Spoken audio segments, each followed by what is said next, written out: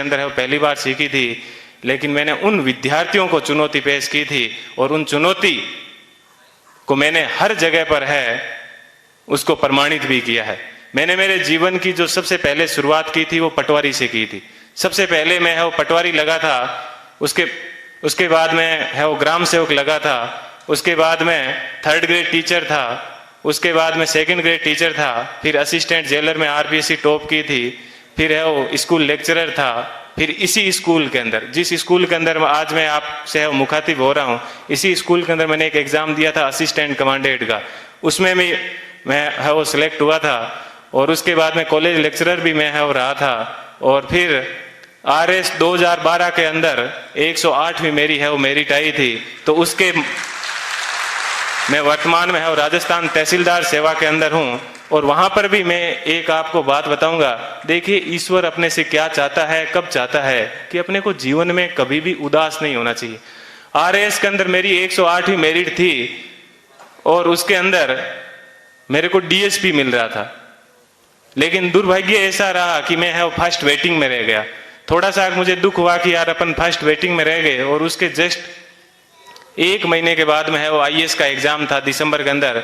4-5 दिन दुखी रहा, लेकिन मैंने कैसे ही अपने आप को मैनेज किया। और देखिए दोस्तों, मैनेज करने का क्या बेनिफिट मिला कि जो DSP बनना था वो D आगे से हट गया और मैं SP बन गया। बात यह है कि अपन जीवन के अंदर चाहते क्या है, अपन अपने आप को कितना डिवोट कर पाते हैं। तो आज मुझे है वो IAS के अंदर 170वीं मेरिट है वो मिली और मैं जनरल कैटेगरी से है वो बिलोंग करता हूं, तो मुझे IPS मिला। मैं यहां पर रुका नहीं हूं, मैं वापस तैयारी कर रहा हूं। और इस बार मुझे आशा है कि हिंदी माध्यम के अंदर IAS में किसी की अभी तक फर्स्ट मेरिट नहीं आई है। और मेरी ये पूरी की तमन्ना है कि कम से कम मैं यहाँ उस स्थान तक है वो पहुंचूं। कि जीवन आपको सिर्फ कहा जाता है कि 84 लाख योनियों के बाद में एक बार आदमी को जीवन मिलता है, तो बहुत ही शानदार आप लोगों को है वो जीवन मिला है। इस जीवन को आप एंजॉय कीजिए, कभी भी घमंड मत कीजिए। चाहे आप जीवन में कुछ भी बन जाओ, हमेशा बेहतरीन रहिए।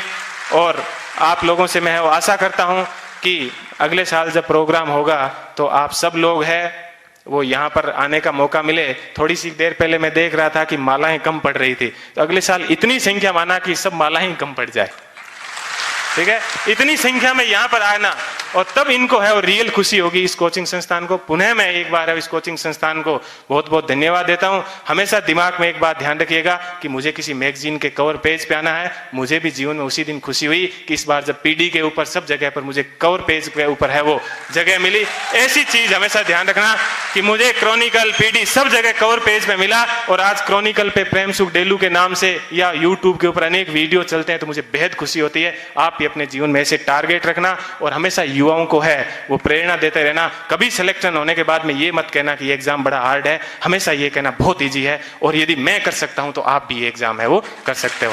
एक बार पुनः आप सभी लोगों को है वो मेरा धन्यवाद।